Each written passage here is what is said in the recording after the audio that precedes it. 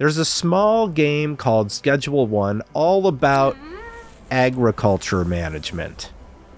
Why would I ever talk about this game? Well, it's exploded in popularity, toppling major releases on the market, and it's made by a single person, and guess what?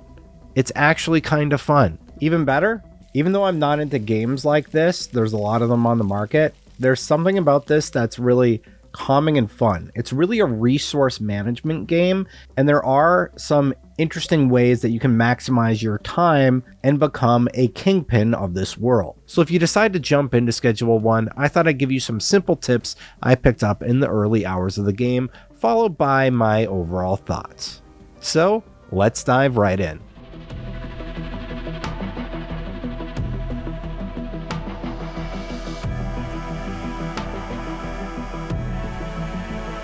First, be sure you place things correctly. Early on in the game, some players, like myself, might accidentally place their grow box in the wrong way. When placing this object, make sure the object's arrow is pointing towards the exit. That way you will ensure you will not lose valuable resources early on in the game. Now let's say you blew all your cash on these items and can't harvest because you made the above mistake, like I did. Well, you can now buy all new items at the store and try again, or simply restart your game. But if you're determined to continue, there's a fairly easy way to earn some cash. By picking up garbage and depositing it into the trash compactor, you'll be given some fast cash to proceed. After you've made some deliveries, you'll be tasked with upgrading your location from the motel to your own spot. You may want to move some things, and as long as there's nothing on it, you should be able to do so. Simply take everything off of the object in question and pack it up by holding the right mouse button, and it'll go into your inventory if you have the room. Now, as this is a drug dealing game, eventually you're going to get patted down by the police. Don't freak out if this happens. You can click on an item slot to hide it during the search process, and there's a chance you get away scot-free. However, if you do choose to run, you can dump all your loot in any of the stash spots around the map for easy access after the arrest. Just look for these boxes in ravines or revisit any of the locations your uncle sent you to when you arrived in the main town. You'll still get a fine, but the police won't confiscate anything if you use this method. Also, if you can manage it, stop at an ATM and dump all your cash into your account ASAP. This will make it impossible for the police to automatically take all of your money to pay off the fine. Now, this organically happens as you play, but once you unlock dealers, you should basically let them do all deliveries. Yes, they take a cut, but while they're doing the deliveries, you can focus on making more valuable items for sale. There is a slight chance that these are random, but I tested out all the early game recipes, and the most profitable by far was OG Kush and Mouthwash, which netted a $64 market value. Mouthwash might unlock later, so here's a few more. A runner-up was Green Crack and Viagra, which made Aspen Death valued at $59.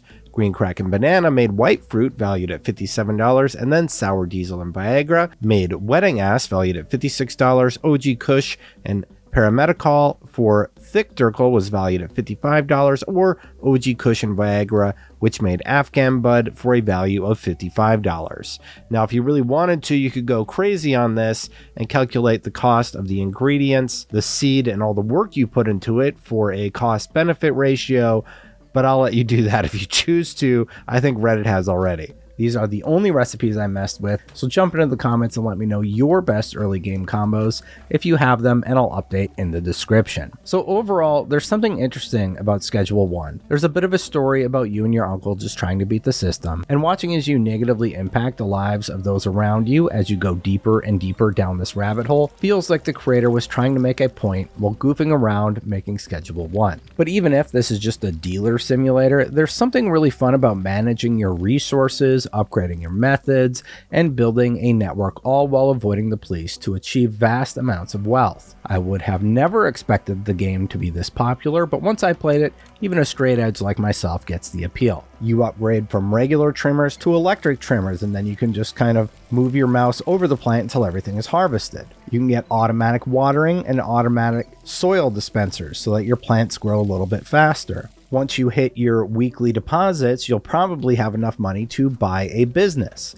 At that point, you can start dropping all of your cash into, say, the laundromat, which was the first business I bought, and it'll automatically deposit into your account so that you can keep building. The game really does an interesting thing where you start out with the really basics and things start building upon each other time and time again because you level up your character. That gives you access to new crafting items. That gives you access to new recipes. And for some reason, that inventory management brain kicks on and the fun really shines through. Schedule 1 does something really interesting where it eases you into the world with a bit of story and easy tasks before things ramp up and you're managing a drug empire. I gotta be honest, this is better than most mini-games I've played in AAA titles for a long time.